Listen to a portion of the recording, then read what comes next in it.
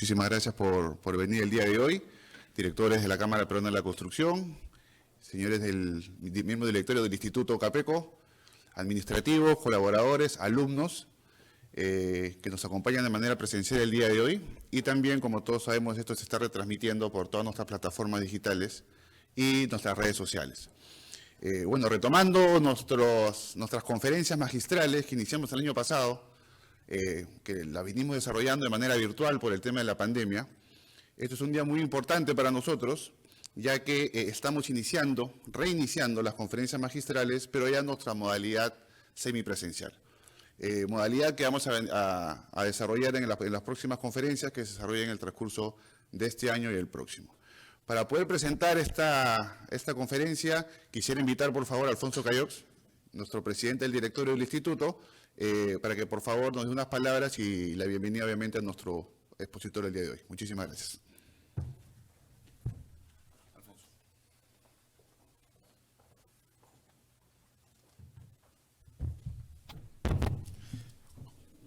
Muy buenos días con todos. A nombre del Instituto de la Construcción de Capeco, queremos darle la bienvenida y el agradecimiento a todos ustedes, tanto a los que nos están acompañando en forma presencial como por streaming. El día de hoy estamos muy contentos porque en el Instituto de la Construcción de Capeco estamos iniciando un nuevo ciclo de las conferencias magistrales. El año pasado, en el mes de mayo, en plena pandemia, decidimos en el directorio del instituto y con la gerencia dar estas conferencias magistrales a los alumnos de nuestra carrera técnica y a los alumnos de nuestros cursos de formación continua. Pudimos desarrollar 13 conferencias con expositores de bastante renombre y fueron muy diversas y tuvieron muy buena aceptación. Todas se hicieron online. El día de hoy ya con un entorno diferente donde estamos regresando poco a poco a la normalidad. Estamos muy contentos de reiniciar un ciclo más en el Instituto de la Construcción de Capeco, donde vamos a tener una conferencia del ingeniero Jorge Zapata, quien es el presidente del Consejo Directivo de la Cámara Peruana de la Construcción, donde va a tratar el tema sobre el rol de Capeco en el desarrollo del país. Sin más preámbulos, lo dejo con el ingeniero Zapata. Muchísimas gracias.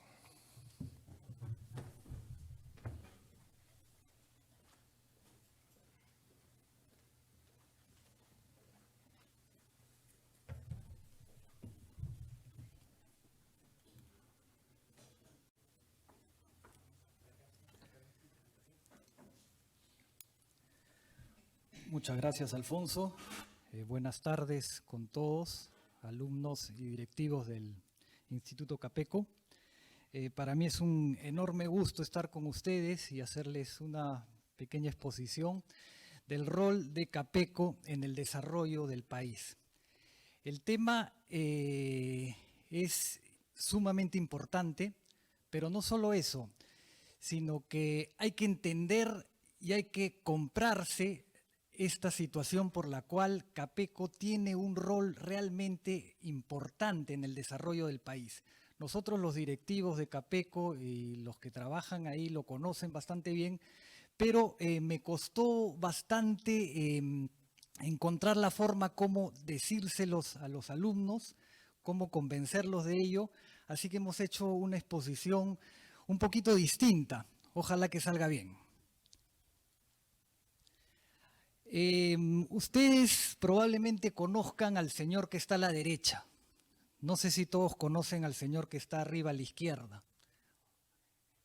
El señor que está a la derecha es el presidente actual de los Estados Unidos y él viene impulsando un paquete de obra pública para poder estimular la economía del país, que se ha visto envuelta en una recesión durante el último año y el año anterior por la pandemia del COVID-19, ¿no? Y es un plan donde incluye obra pública y millones de viviendas para el pueblo norteamericano. El señor que está a la izquierda arriba es el presidente Franklin Delano Roosevelt. Él llegó al poder en el año 33 y estuvo hasta el año 45.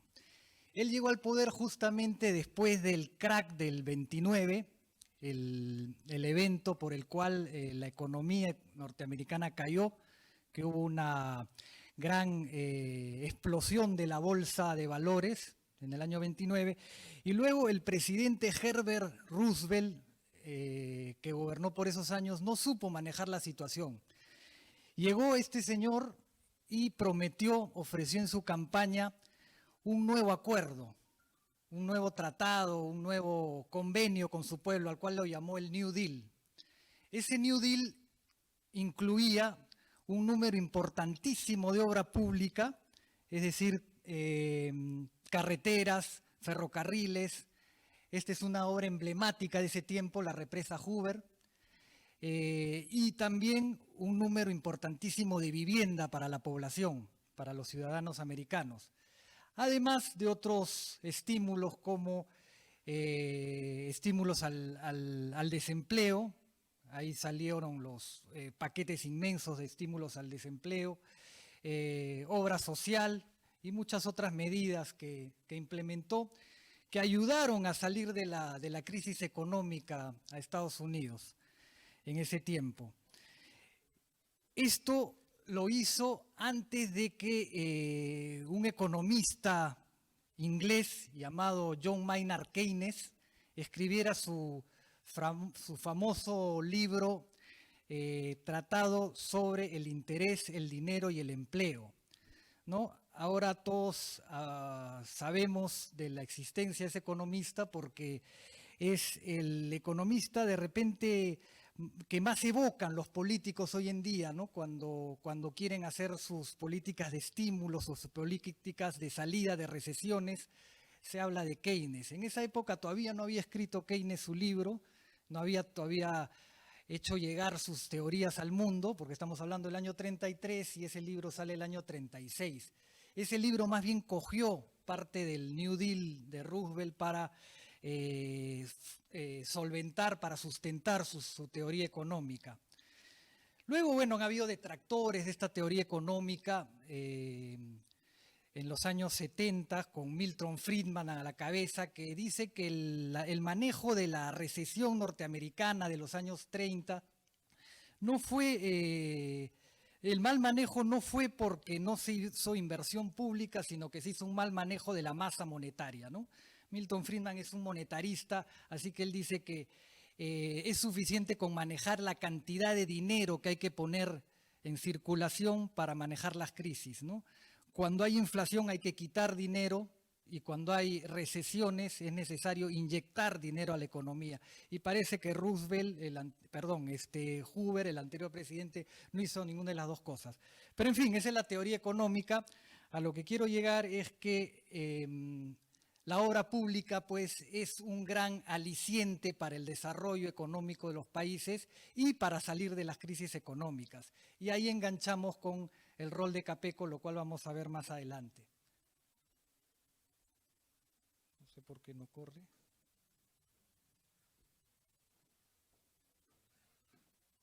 Ahí está. Bueno, estas son algunas obras de ingeniería emblemáticas. El Erie Canal o el Erie Canal es un canal que se hizo en Estados Unidos que unió los lagos del norte, el lago Michigan, el lago Ontario, el lago Erie, el lago Superior, y con el puerto de Nueva York, ¿no? Eso ocurrió en 1820 y se inauguró el canal en 1825. ¿De qué se dieron cuenta los gringos? De que tenían ahí en el norte y en los alrededores, en las orillas de estos lagos, unas tierras muy fértiles y además con una capacidad de producción muy grande, pero que no podían sacarlas a las costas, ¿no? Para poder transportarlas a Europa, a otras partes del mundo. Entonces hicieron este canal de 584 kilómetros, lo cual permitió sacar esa producción de 8 estados importantes, además muy productivos, hacia la costa, y de ahí exportarla al mundo o a otras partes de Estados Unidos. Eso permitió que Nueva York se convierta en la ciudad que después fue, porque antes de eso, puertos más importantes que Nueva York eran Boston o Filadelfia. Después de ese canal y años después de tanto comercio, Nueva York pues se convirtió en la potencia que es después, ¿no? Otra obra emblemática es el Metro de Londres, ¿no? Construido en 1863. Nosotros en el Perú recién hemos construido una línea y estamos en el 2021, ¿no? Ellos en el siglo XIX ya inauguraban unas líneas férreas subterráneas de 3.000 kilómetros. Otra obra importante es el ferrocarril transcontinental que hicieron en Estados Unidos también, que unía la costa oeste por California, en la ciudad de Sacramento, y después fue continuada hasta la costa, con la ciudad de Omaha en el río Missouri. Entonces, con eso ya tenían unida todo el territorio de costa a costa. ¿Por qué? Porque el río Missouri es un río navegable y necesitaban el comercio con la otra costa, pero no tenían nada. En ese tiempo pues todavía no existía el automóvil. Entonces, si no existía el automóvil, por lo tanto no existían carreteras. La única forma de transporte era a través de barcos o a través de ferrocarriles. Entonces, al unir el río que descargaba en el Golfo de México, unían toda la costa este con toda la costa oeste. Una obra de 3.000 kilómetros que la hicieron en 1869. Luego el puente Brooklyn también fue una obra monumental en su momento, una obra realmente emblemática que unía la isla de Manhattan con Brooklyn y también trajo mucho desarrollo a la ciudad de Nueva York. Y he puesto esta obra que yo considero que es emblemática porque es un proyecto que realmente le costó muchísimo al país, pero además del esfuerzo económico y el esfuerzo físico que le costó al país hacer este ferrocarril central, tardó muchos años y fue una idea interesantísima, una idea importante porque uníamos la sierra peruana con la costa y por fin teníamos unas líneas de comunicación entre esos dos mundos, digámoslo así, pero nos costó muchísimo porque la geografía que tenemos pues es mucho más complicada que la que tienen otros países, ¿no? Entonces este ferrocarril llegó a la cota máxima de 4.780 metros sobre el nivel del mar y cuando uno recorre la carretera central y va viajando por ahí en auto y ve al lado cómo pasa el ferrocarril, se da cuenta de la maravillosa obra de ingeniería que se hizo en el siglo XIX también, ¿no? Lamentablemente quedamos muy endeudados con esa obra y eso tuvo consecuencias fatales después. El Golden Gate en San Francisco, en California, es otra obra interesantísima. Hay que ver los años en que se ejecutan estas obras, ¿no? Porque hoy en día hacer un puente de ese tipo no tiene ninguna novedad, pero en esos años era otra cosa. Y vamos a lo que hacíamos en Sudamérica, bueno, aparte del ferrocarril central del que ya hablamos. En 1969 en Brasil se construyó un puente de 11 kilómetros sobre el mar, el puente Río Niterói, ¿no? En Brasil tenían una filosofía muy desarrollista, ¿no? Eso a través de varios presidentes, pero iniciada quizás por Juscelino Kubitschek, un presidente que tuvieron por los años 60, 50, 60, que era muy desarrollista, y implementaron una red vial de carreteras por toda la selva que medía pues 30 o 40 veces la red vial que nosotros podemos tener años después incluso, ¿no? Hicieron también la gran presa de Itaipú, que en su momento fue la represa más grande del mundo.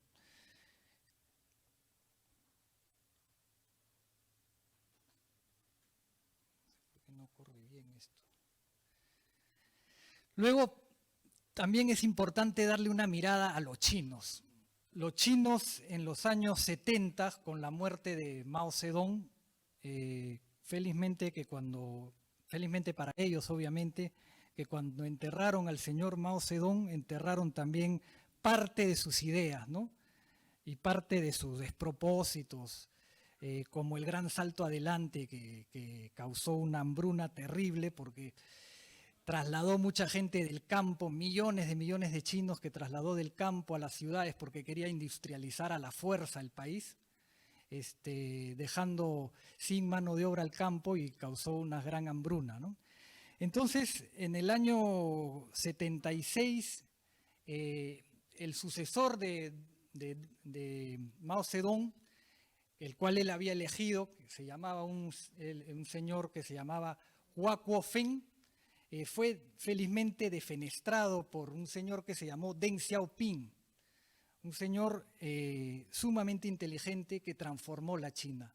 Realmente él es el verdadero artífice de lo que es la China de hoy, ¿no? Él se dio cuenta de que la inversión, la industrialización, pero no forzada, ¿no?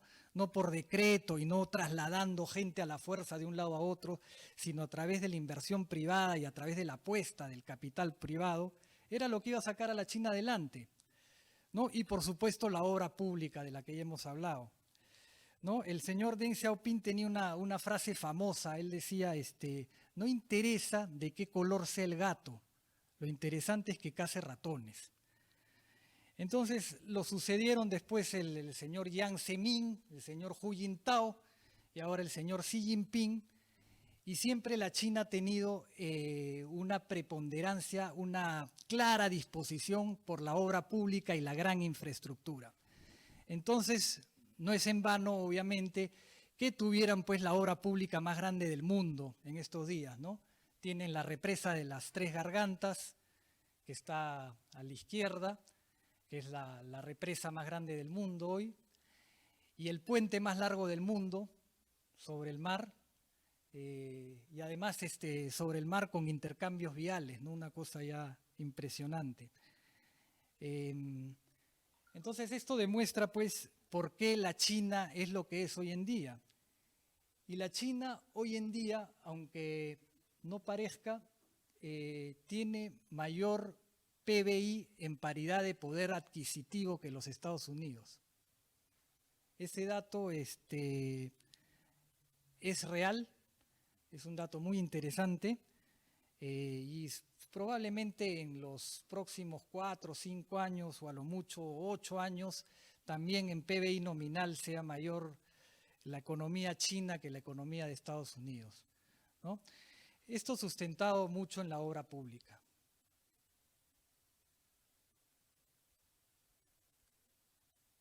Tenemos un poco de problemas.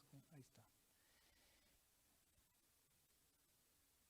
Bueno, pues la China invierte 6.3% de su PBI en obra pública.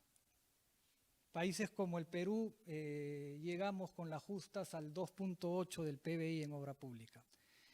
Y nos damos el lujo de ejecutar los presupuestos de inversiones normalmente al 65%, ¿no? El 35% los gobiernos regionales, las municipalidades e incluso el gobierno central devuelve parte de ese presupuesto al erario público porque no lo ha podido ejecutar, ¿no?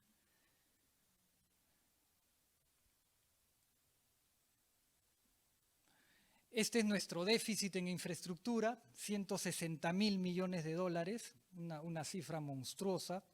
Si nuestro PBI está por el orden de los 200.000 millones de dólares o 220.000 millones de dólares, eso era el 2019, el 2020, digamos que esté por ahí, más o menos estamos hablando que tenemos déficit de infraestructura o de obra pública por un 70% de nuestro PBI. Esos son los rubros en los que más déficit tenemos, obviamente en carreteras es el déficit más grande, luego en energía, banda ancha, y así podemos ir bajando, pero en todos los sectores, en todos los rubros tenemos un déficit de obra pública. Ante esto, ¿qué hay que decir? Tenemos que destrabar la obra pública, pues, no hay otra. ¿Cuáles son los problemas de la obra pública? Evidentemente la corrupción, todos lo sabemos y lo escuchamos a diario en todos los noticieros.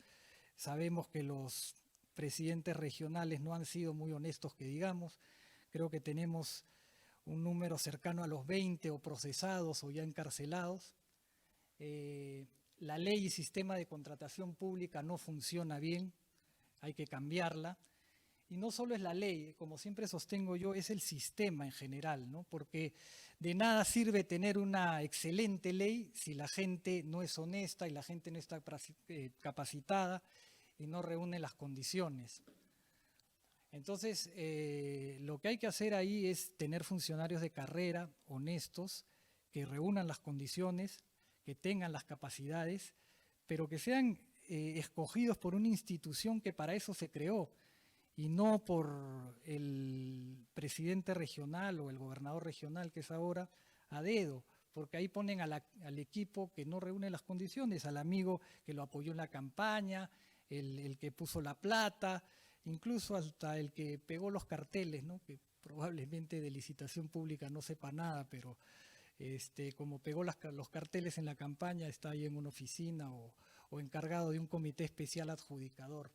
Entonces esas malas prácticas tenemos que erradicarlas, ¿no?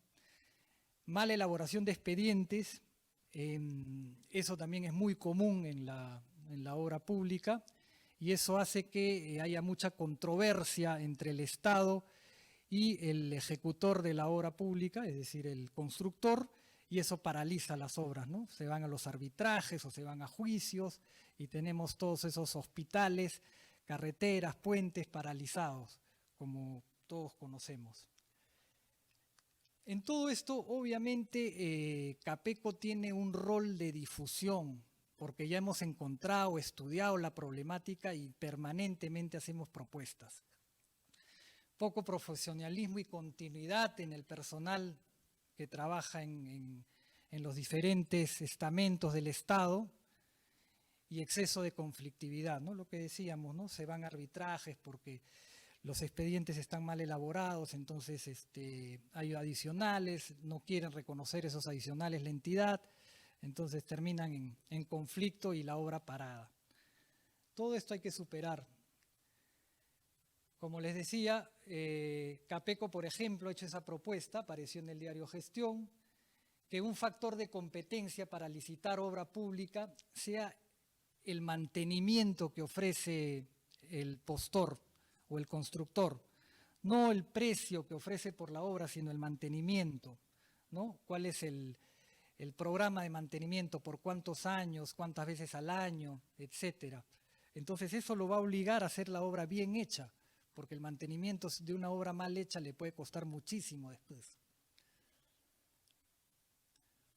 Bien, estas son las obras paralizadas que tenemos, 24.000 millones de soles en obras paralizadas. Es una locura, es en un país que necesita tanta infraestructura y un país que no tiene pues la cantidad de recursos que quisiéramos tener.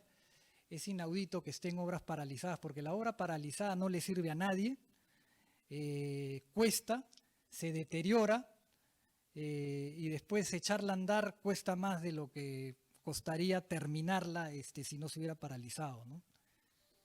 Estos son datos de la Contraloría General de la República. ¿Qué propone Capeco para solucionar todos estos temas de obras paralizadas? Uno, implementar ya a todo nivel las juntas de resolución de disputas. Estos son mecanismos, reuniones donde están representantes del contratista y representantes de la entidad o el propietario de la obra, y entre ellos se ponen de acuerdo para solucionar la conflictividad, los problemas que hubieran, el expediente mal hecho, las soluciones, las interferencias y qué sé yo, y de forma rápida, sin tener que ir más arriba y demorarse tantos años, ¿no? El criterio de selección, como ya hemos mencionado, no debe ser al menor precio, ¿no? A veces se adjudican las obras al 90% del valor, y cuando un contratista pues ha ganado una licitación con el 90% del precio referencial, es muy probable que al final no le salgan los números. Y un contratista que va a hacer un proyecto y no le salen los números, o que va a hacer un proyecto a perder plata, es un mal negocio no solo para el contratista, sino evidentemente también para el propietario de la obra, ¿no? Esto de implementar a través de COFIDE los fideicomisos, porque hoy día tienen muchos problemas para poder obtener cartas fianza que el Estado exige para cualquier obra pública, también es una propuesta de Capeco. Y algunas cosas se vienen implementando, ¿no? La Junta de Resolución de Disputas, por ejemplo, ya se ha implementado, pero necesitamos que se difunda más y que se le dé mayor valor. También hemos propuesto y estamos peleando porque se dé igualdad de condiciones a la empresa nacional y a la empresa extranjera. A veces los expedientes técnicos están muy sesgados hacia la empresa extranjera. Con los problemas que ha habido de paralizaciones de obra, ahora la salida que encuentran las entidades es contratar una empresa extranjera que supuestamente da mayores garantías, ¿no? Pero dejamos de lado a la ingeniería nacional y eso es un problema. Y esto de los acuerdos gobierno a gobierno, que ha funcionado bien en los Panamericanos, pareciera que se quiere hacer de ello una práctica extendida, cuando efectivamente ha tenido buenos resultados en un ámbito muy acotado, con unas obras bastante estandarizadas. No sabemos si esto podría funcionar, por ejemplo, para la carretera central, la nueva carretera central, como se ha planteado, ¿no? Ahí la ingeniería es bastante distinta, ¿no? Hay que pasar los cerros, es el mismo, estamos en el mismo caso de que cuando hablábamos del ferrocarril central. Vamos a ver si funciona, ojalá, hacemos votos porque necesitamos una carretera central nueva que funcione, no como la que tenemos hoy en día, ¿no? Que es un drama realmente. Pero sí hay cosas que rescatar de estos convenios gobierno a gobierno, y uno de ellos son las oficinas PMOs, que son algo parecido a la Junta de Resolución de Disputas. Estas PMOs han funcionado y deberían tomarse en cuenta para aplicarlas en otro tipo de obras.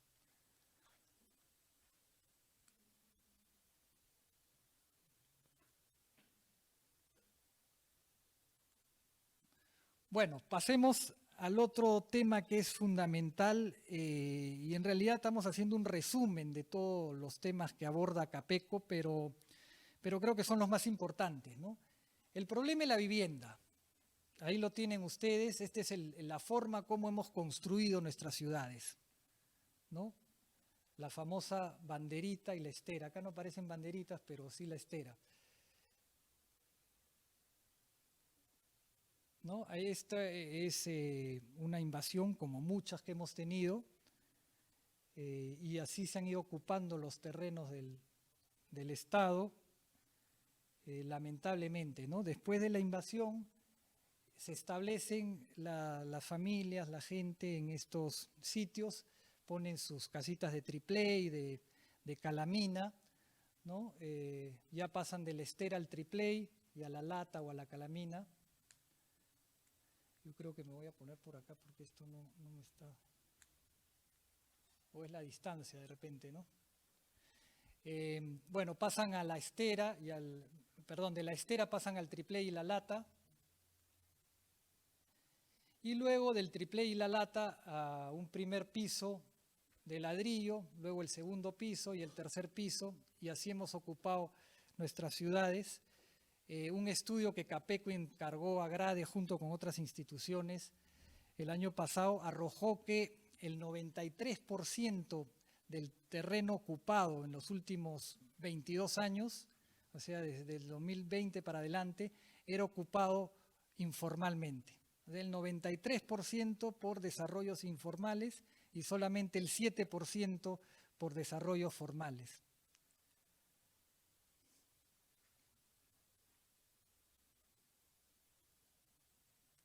Bueno, esto es lo que estábamos comentando.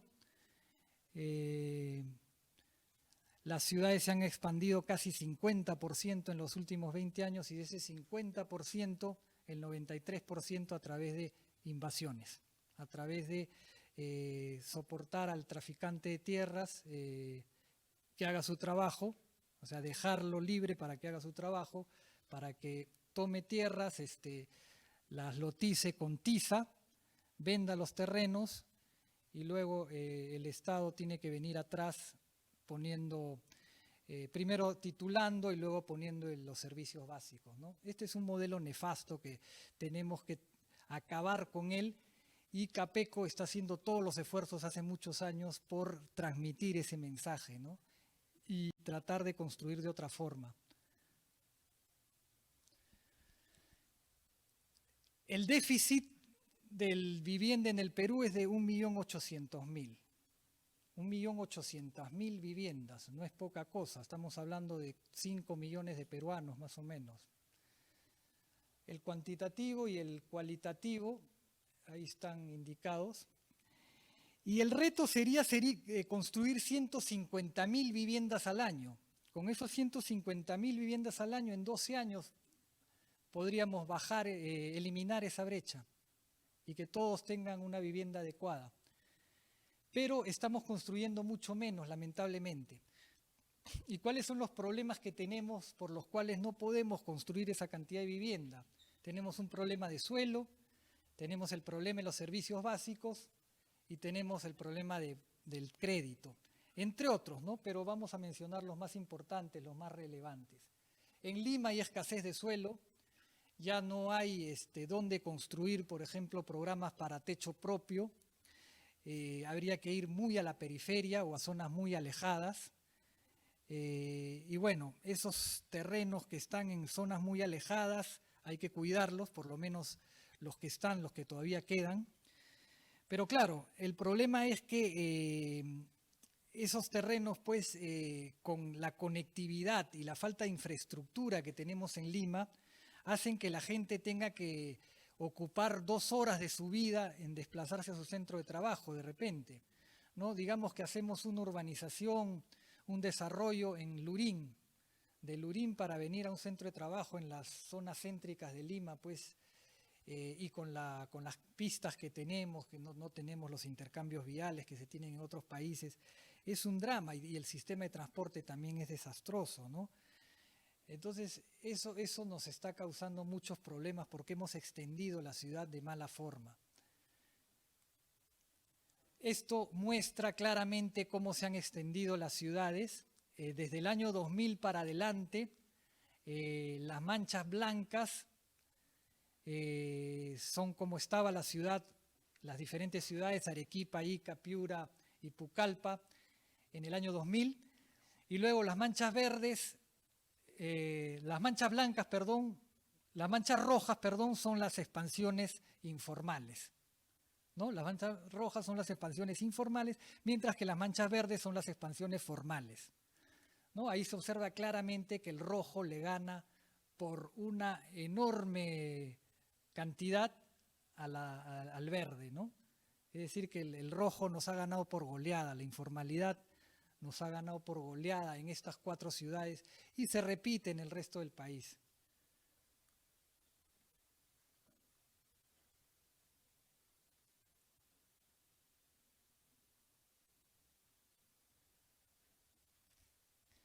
El problema del agua.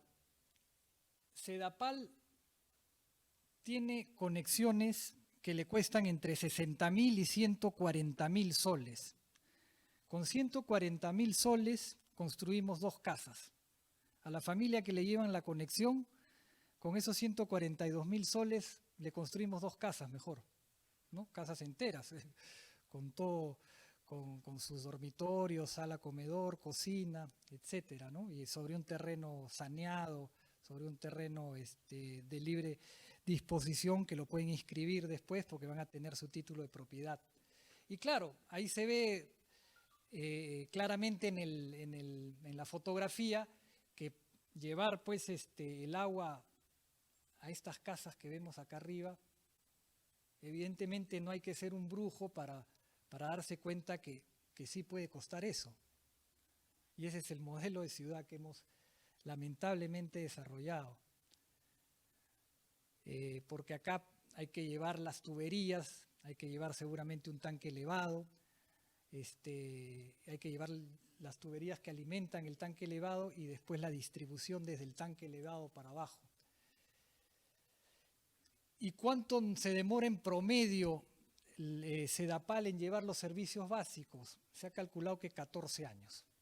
Quiere decir que la gente vive 14 años sin servicios básicos, alimentándose de una cisterna, con su tanquecito, bajando cuando llegue el camión para poder llevar con sus baldes a su propia cisterna o a sus tanquecitos y de esa forma proveerse de agua, ¿no? Eso pues nos ha jugado una mala pasada durante la pandemia y eso ha quedado claro.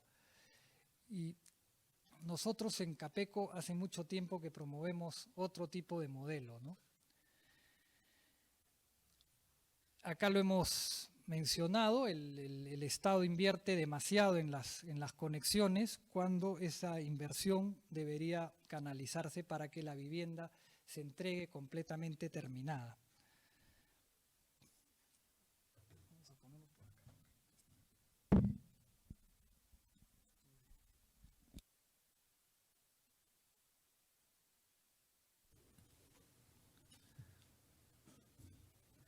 Bueno, este es un modelo, se escucha, ¿no? Este es un modelo, un típico techo propio, donde, como les decía, ya cuando se le entrega la casa a la familia, se le entrega con agua, desagüe, luz, pistas, veredas, parques y todas las condiciones para que la familia pueda vivir desde el primer día con los servicios básicos y tenga una mínima calidad de vida. Estos son los programas que nosotros venimos respaldando, porque además de que le da calidad de vida desde el primer día a la familia, el Estado, ¿cuánto invierte en estos programas?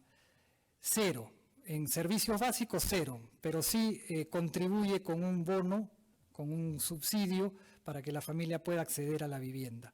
Pero ese bono hoy día en techo propio está por 38.500. Quiere decir que con una inversión del Estado de 38.500 y no de 142.000 o de 60.000, ya si quieren, para no irnos al extremo, con 38.500 le entregamos a una familia una casa completamente construida. Estas casas están diseñadas para que después la familia pueda crecer, ¿no? Para hacer el segundo piso, y de hecho muchísimos lo hacen. Bueno, el tercer problema que mencionábamos, que es el problema del crédito, todo esto funciona con el famoso ABC, ¿no? El A del ahorro de la familia, el B del bono que otorga el Estado y el C del crédito. Con el ahorro, el bono que otorga el Estado y el crédito que da la banca privada a las familias deberían perfectamente poder acceder a su casa. Pero hay un componente que no está funcionando, porque el ahorro sí lo tienen las familias, el bono lo pone el Estado, y el crédito no está funcionando porque mucha de esta gente se mueve en el mercado informal, ¿no? Y mucha de esta gente no puede sustentar sus ingresos, entonces no es atendido por la banca tradicional. A veces es atendido por la banca, por las instituciones financieras, que no son la gran banca, pero esas instituciones financieras tipo las EDIPYMES, ¿no? Las cooperativas de ahorro y crédito, las cajas municipales, las cajas rurales, no tienen muchos fondos. Entonces colocan sus créditos hipotecarios y rápidamente se quedan sin fondos. Y lo que estamos proponiendo en Capeco es que estas cajas puedan fondearse a través de fondos de inversión que están muy interesados en entrar en vivienda, pero no hay el mecanismo correctamente aplicado todavía. Y la banca tradicional también podría involucrarse, pero necesitamos que se solucione el problema del riesgo crediticio, porque es verdad que la informalidad pues no da todas las garantías de devolución del crédito. Entonces ahí es donde el Estado entra y ya tiene un programa que se llama cobertura de riesgo crediticio. El problema es que la ejecución para esa cobertura de riesgo crediticio es lenta, a veces tiene que judicializarse, tiene que esperarse a que la hipoteca esté constituida, y para que la hipoteca esté constituida tiene que la vivienda estar terminada con su declaratoria de fábrica, su finalización de obra e inscrita en registros públicos, ¿no? Y todo eso es un trámite que a la banca no le gusta. Si las ejecuciones de las coberturas de riesgo crediticio fueran más rápidas, más ágiles, tal vez la banca empezaría a entrar. Entonces, como hemos señalado, la clave está en ampliar la cobertura de riesgo crediticio para facilitar que la banca entre y que los fondos de inversión también tengan cierta cobertura si es que las instituciones financieras pequeñas tienen problemas, ¿no? Bueno, todo eso es lo que ve Capeco. Esto es un gran resumen, evidentemente, porque se ven muchas cosas más. Ahora lo vamos a señalar rápidamente a través de una historia. La fundación de Capeco en el año 58, ahí están los señores que fundaron la Cámara Peruana de la Construcción. En el año 60, con otras cámaras latinoamericanas, nos juntamos o se juntaron en esta época para constituir la FIC, que es la Federación Interamericana de la Industria de la Construcción. Hoy en día la FIC ha crecido y agrupa cámaras de 18 países de Latinoamérica. Uno de los fundadores fue Capeco. Capeco también en el año 61 promovió la ley de contratación pública, la ley y el reglamento de licitaciones de obras públicas, y promovió el Consejo Superior de Licitaciones de Obras Públicas, que también sirvió porque en esos años se hizo bastante infraestructura y no teníamos los problemas que tenemos ahora. En el año 76, a raíz de que se dieron cuenta los directivos de esa época de que faltaba capacitar a la mano de obra, tecnificar a los obreros, darle mayor tecnificación y competencias en sus labores, se sugirió implementar el Censico, cosa que hasta ahora funciona y del cual, institución en la cual Capeco tiene participación a través de su directorio, ¿no? En el año 79, con la Asamblea Constituyente, Capeco propuso que en la Constitución se establezca que las obras públicas se adjudiquen por licitación. Eso fue un pedido de Capeco y felizmente fue aceptado, y desde ahí hay una tradición de que ya ninguna entidad pública puede contratar a dedo, ¿no? Tiene que hacer un concurso donde gane, en estos momentos, como señalaba, generalmente el que menor precio ofrece, pero de alguna manera hay un concurso, ¿no? Los 25 años de Capeco fueron saludados por el presidente Belaunde. Lo pongo al presidente Belaunde ahí porque fue uno de los grandes impulsores de la obra pública durante sus gobiernos, así que viene al caso mencionarlo. En el año 92 se creó el instituto, no les voy a contar mucho del instituto porque seguramente ustedes conocen mucho más que yo del instituto. En el año 96 fue la primera feria Excon. Acá hay una persona que conoce mucho de esa feria, así que lo que voy a contarles a los demás, él se los podría contar por tres, pero básicamente es una feria en la cual todos los proveedores de la industria de la construcción exponen sus productos, su maquinaria, sus equipos, y es un espacio de concentración de toda la industria que no había en ese momento y Capeco la promovió, promoviendo la industria de la construcción. Luego tenemos el estudio del mercado de edificaciones en Lima, que hace muchos años que Capeco lo viene desarrollando, para darle a las empresas inmobiliarias un insumo importante para conocer cómo se viene desempeñando el mercado inmobiliario y pueda tomar sus decisiones. Este es un esfuerzo que hace Capeco también y que le sirve mucho a los desarrolladores inmobiliarios. En el año 2012 tuvimos un evento en el marco de la FIC, donde se invitó a dos personajes muy interesantes. Uno es el exalcalde de Curitiba, el señor Jaime Lerner, que revolucionó el transporte en Curitiba, y en esa exposición, recuerdo yo, porque estuve ahí, nos dejó grandes enseñanzas, lo mismo que el exalcalde de Bogotá, Enrique Peñalosa. Muy interesantes esas exposiciones. Entre los años 97 y 98 se crea el Fondo Mi Vivienda, que es hoy día el elemento central, digamos la columna vertebral de todo el desarrollo de la vivienda en el Perú hoy en día. Capeco participó primero dando las sugerencias para que se cree esta institución, y posteriormente ha sido director del Fondo Mi Vivienda hasta que en algún momento algún gobernante con no mucho criterio decidió que no tenía por qué participar la industria privada en el Fondo Mi Vivienda. En fin, pero creo que es interesante que permaneciera, hubiese sido interesante que permaneciera un asiento en el directorio para los desarrolladores privados.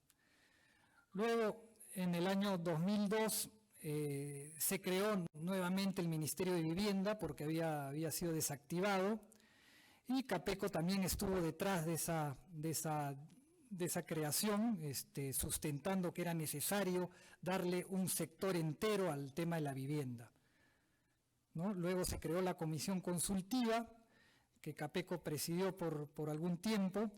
En el marco de la creación del Ministerio de Vivienda surgieron los programas Techo Propio, Mi Vivienda, de lo que ya hemos hablado un poco. Esto también es un hito importante en la historia de Capeco, la Ley 29090, que regula las habilitaciones urbanas y las edificaciones. Esto hace que los trámites para obtener una licencia, tanto de habilitación urbana como de edificación, sean mucho más ágiles. Esto era una propuesta de Capeco que venía persiguiendo hace muchos años, hasta que en el año 2007 se sacó este reglamento, muy cuestionado a veces por el Colegio de Arquitectos y por otras entidades, pero lo hemos defendido y hasta el día de hoy prosigue, hasta el día de hoy está en funcionamiento, pero con varias modificaciones, ¿no?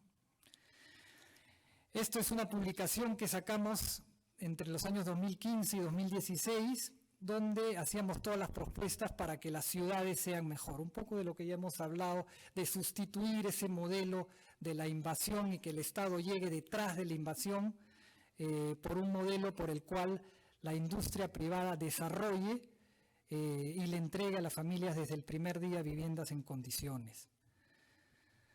Estas son las publicaciones que hacemos, ¿no? Hacemos una revista que editamos y la distribuimos con artículos interesantes y novedades.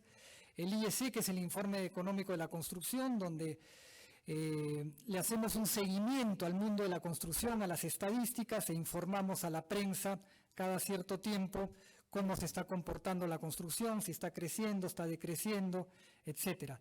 El EXCON, la feria de la que ya hemos hablado, y acá está nuestro amigo, se le distingue rápidamente por una cuestión de tamaño, ¿no? La fórmula para una mejor ciudad, que es lo que ya hemos conversado, y Construyendo Formalidad es una publicación que también sacamos con Capeco en el marco de un comité que tenemos que promueve mucho la formalización. Está muy activo y trabaja todos estos temas.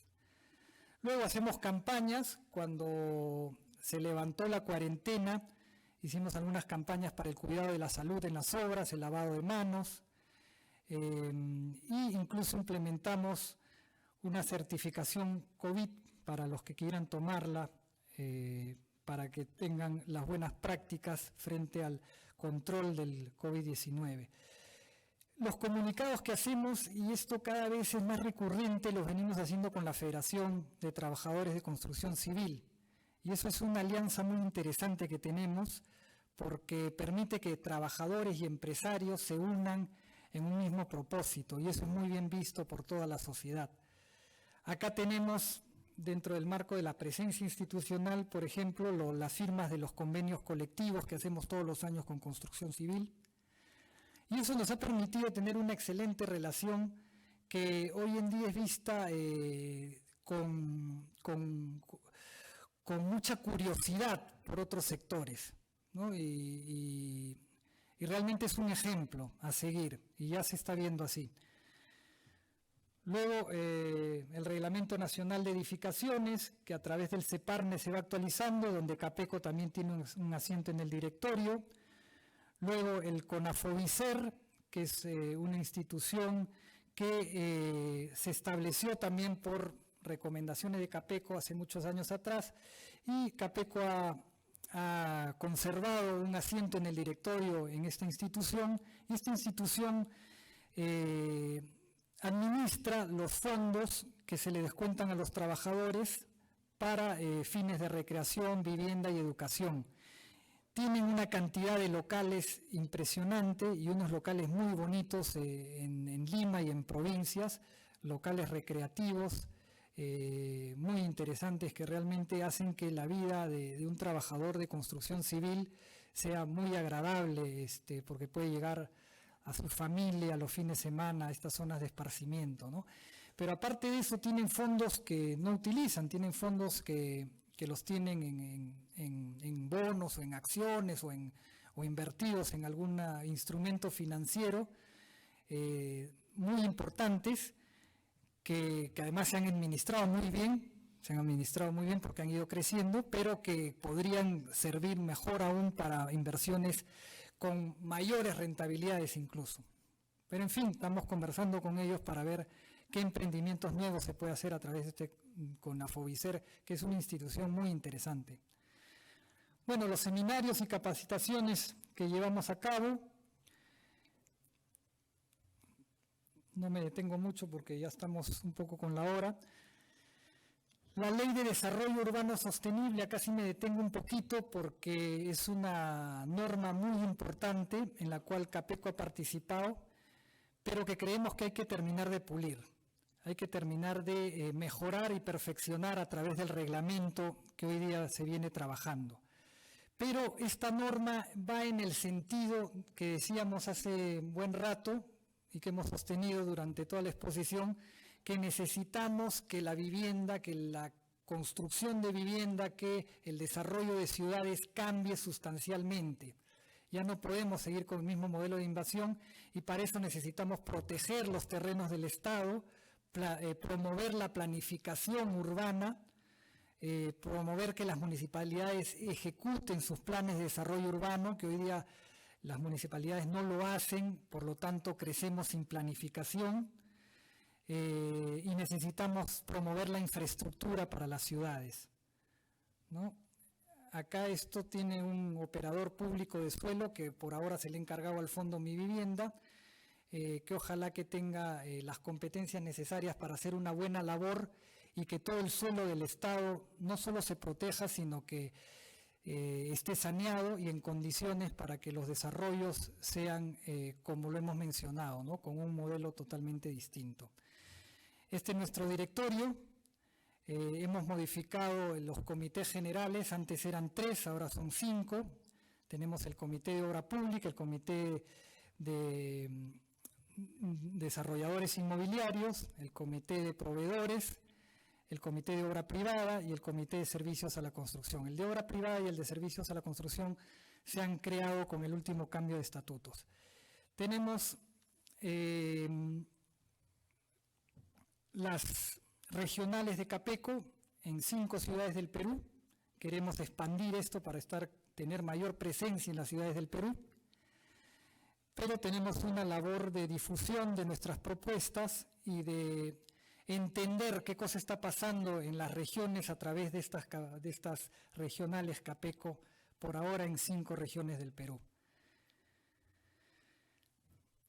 Quiero terminar la exposición con este tema. El drama de nuestro país, sin lugar a dudas, es la corrupción. El drama de nuestro país es que está enquistada, y no solo está enquistada, sino que se ha generalizado. Ese libro de Quirós, que se llama Historia de la Corrupción en el Perú, es bien interesante y recomiendo que lo lean. Ahí se narra cuáles han sido los casos de corrupción desde la colonia, siempre vinculando al Estado, por supuesto, y a los diferentes presidentes y virreyes en la época de la colonia. Pero a partir de los 90, digamos que surge un fenómeno un poco distinto, ¿no? A partir de los 90 se involucran mucho en la corrupción, ya no solo el gobierno central, sino los gobiernos regionales y las municipalidades. Entonces ya se hace una cosa generalizada. Llega un momento en que los presidentes regionales y los alcaldes no escogen a su gente por ver quién es el más capaz en la dirección o en la gerencia que le va a asignar, sino van armando sus equipos desde antes de llegar a la municipalidad o al gobierno regional, con miras a ver dónde sustraen recursos, ¿no? Ya desde antes de llegar, ellos están planificando quién va a ser el que contrata la obra privada, quién va a ser el que compra, quién va a ser el del abastecimiento, quién va a ser el de la contratación de personal, para todos esos recursos ir canalizándolos hacia cuentas que no corresponden, ¿no? Y eso realmente es lo que ha detenido la marcha del país y el desarrollo del país. Y por eso es que Capeco también está hoy en día, después de los problemas que ha tenido y que hay que reconocer, en una campaña feroz por promover la integridad y promover que hayan buenas prácticas en el desarrollo de vivienda y en el desarrollo de la obra pública. Hay que implementar compliance, no solo implementar compliance, sino hacerle el seguimiento respectivo y controlar mucho y hacer una función didáctica, una función de decirle a todos los socios y a todos los involucrados en la industria de la construcción, desde el obrero hasta el empresario y hasta los directivos de las empresas, que es fundamental mantener una línea de conducta. Si no lo hacemos así, realmente vamos a seguir con los mismos problemas y vamos a ir al fracaso. Termino con esto. Ahí hay dos muros. El muro de la izquierda es el muro de Berlín. En el año 63, un presidente americano, John F. Kennedy, visitó la ciudad de Berlín y en ese año pues existía este famoso muro, ¿no?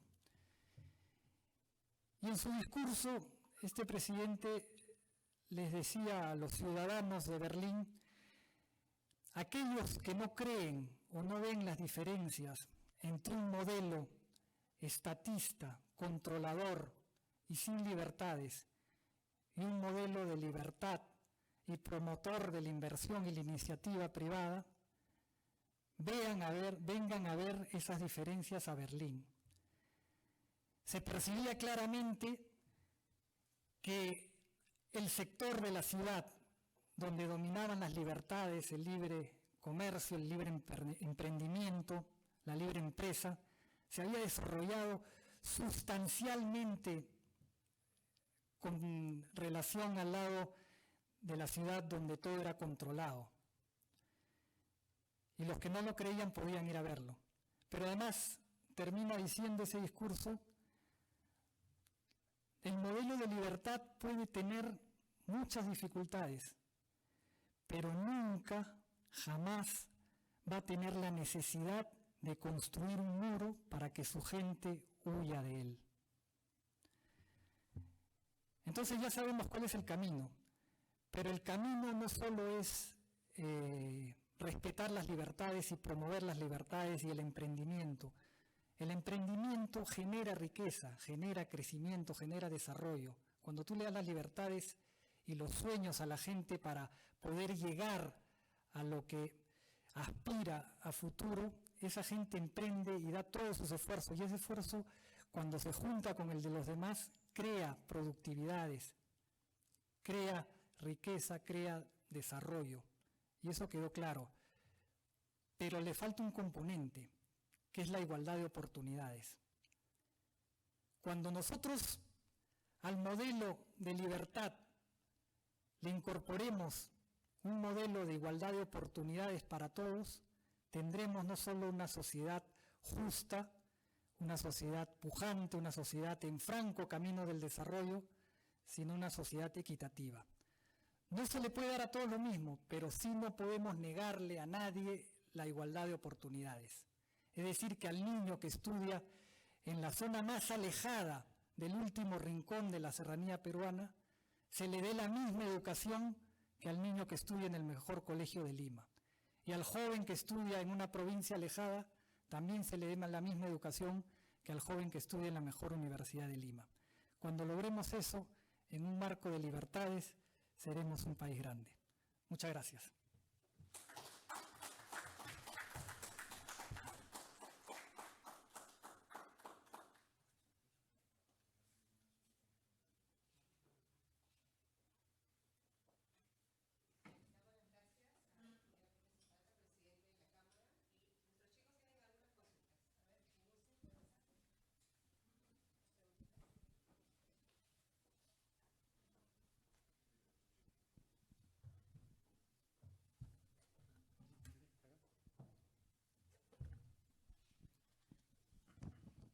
Buenas tardes. Tengo una pregunta. ¿qué políticas propone Capeco para evitar la autoconstrucción y generar viviendas con más valor? Capeco apuesta por los desarrollos de vivienda a través del sector privado. Es decir, que se le den todas las facilidades al sector privado, a los desarrolladores inmobiliarios, para que ellos puedan comprar el terreno, adquirir el terreno, o a través de una asociación pública o privada con el Estado, tener el suelo suficiente, desarrollar la urbanización, desarrollar la casa, construirla y entregarla a las familias con todos sus servicios desde el primer día.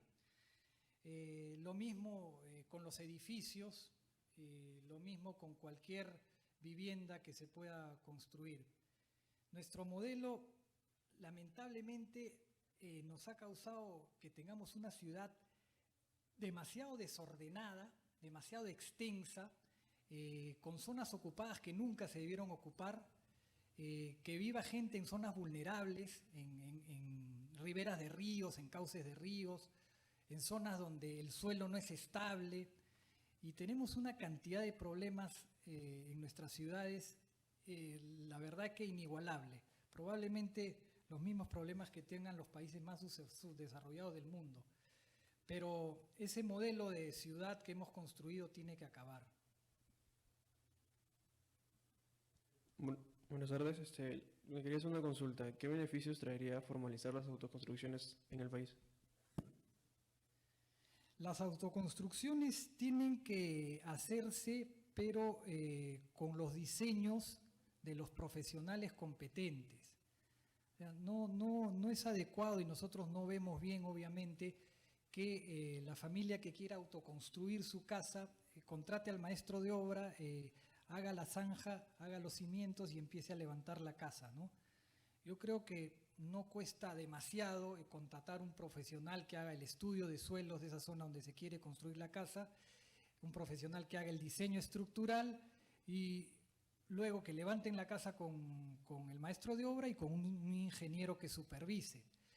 Este modelo, el segundo del que he hablado, se está dando mucho en construcción en sitio propio, pero todavía tiene algunas dificultades que hay que superar. Pero evidentemente lo que no podemos hacer es que las casas las levante una persona que no tiene las competencias y la preparación y los estudios necesarios para diseñar una buena casa que resista a las contingencias de la naturaleza. Buenas tardes. Una consulta más. ¿Llegaremos a igualar el precio del mercado latinoamericano en cuanto al precio del terreno por metro cuadrado? ¿Y cómo afectaría esto al sector? ¿No puedes repetir la pregunta, por favor? ¿Llegaremos a igualar el precio del mercado latinoamericano en cuanto al precio del terreno por metro cuadrado? ¿Y cómo afectaría esto al sector? Bueno, es que el precio del terreno es muy variable, ¿no? Puedes tener un precio de terreno que cuesta $4.000 el metro cuadrado y puedes tener terreno que cuesta $1 el metro cuadrado.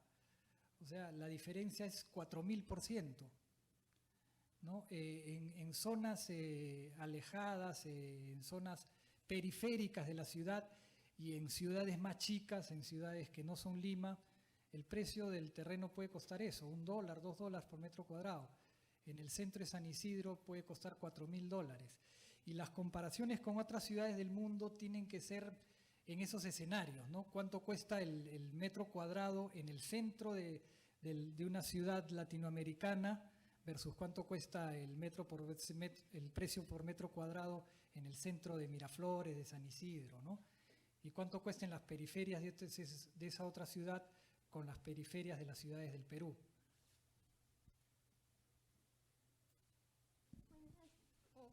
¿Cómo disminuir las autoconstrucciones en el Perú?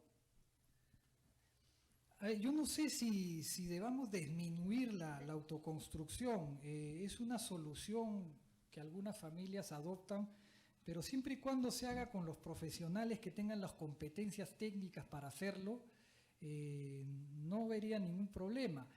Que si estas viviendas están asentadas sobre un buen suelo, si estas viviendas no están en zonas vulnerables, no están en riberas de río, etcétera, Si la familia quiere construirla contratando un ingeniero que la diseñe y contratando un ingeniero que la supervise, no veríamos ningún problema. Ahora, cuando hacemos vivienda masiva a través de desarrollos inmobiliarios que hacen las empresas desarrolladoras, probablemente salga más barato por economía de escala. Entonces, hay que apostar más por el desarrollo porque a la familia finalmente le va a costar menos adquirir una casa en un desarrollo donde hay un número de viviendas importante que levantar su propia casa. Buenas tardes. ¿Cómo deberían los estudiantes de construcción abordar temas de finanzas y bancarios para accesos a créditos de viviendas? Esa pregunta es muy interesante, pero yo creo que acá tendría que responderlo los directivos del instituto. Sí, efectivamente, yo creo que tendría que en la malla curricular incorporarse temas de finanzas y temas de funcionamiento bancario. Buenas tardes. ¿Qué soluciones deberían proponerse para mejorar la calidad de los expedientes técnicos con fines de agilizar los procesos constructivos y no tener obras paralizadas? Ya, número uno, igual que como se concursa la obra pública, se concursa a la empresa consultora que va a hacer los expedientes técnicos. Pero esos concursos para expedientes técnicos generalmente se ganan ya no al 90%, sino a veces al 80% o al 70%. Entonces, si armar un expediente técnico complejo cuesta 100 y viene una consultora y te dice, no, yo lo hago por 70, ¿qué garantía hay de que la haga bien, no? Y en Capeco se sostiene que no se debería escoger de esa forma a la empresa que haga los expedientes técnicos. Yo creo que tendría que hacerse un concurso donde se elija al que mejores capacidades muestre para hacer un buen expediente técnico.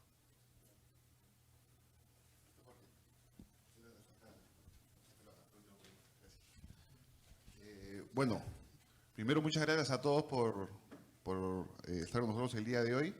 A Jorge por la exposición sumamente interesante.